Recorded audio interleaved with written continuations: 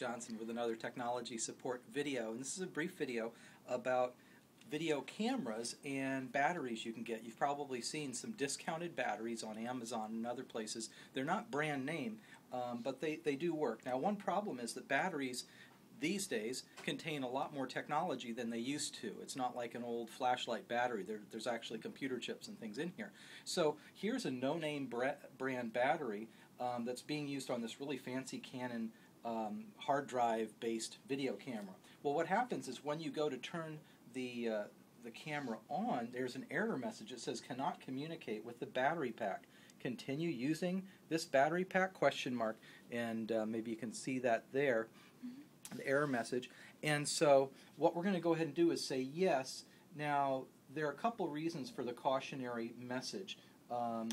Some people might say, well, that's just Canon's attempt to get people to buy their brand of battery.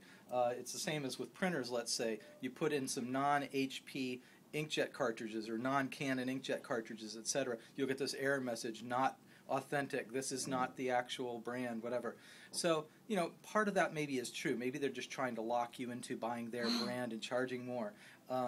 But in some respects, there's a reason for it, because the technology does need a high grade of quality, so you don't want to have some sort of what's referred to as a knockoff product, a non-brand name product. You put a battery in there, or you put an ink cartridge in a printer, it damages your $100, multi-$100 product because you tried to save $10. So hopefully in this case the battery will work just fine. It was probably rated as being able to function with the camera.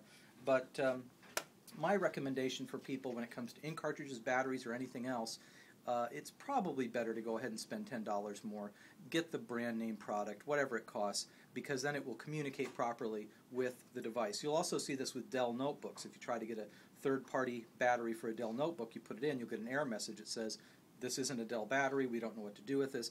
And really, it's hard for your device to communicate with the battery and to know how much time you have left, right? So anyway, that's the problem and a brief suggestion and solution. I hope that helps. Take care.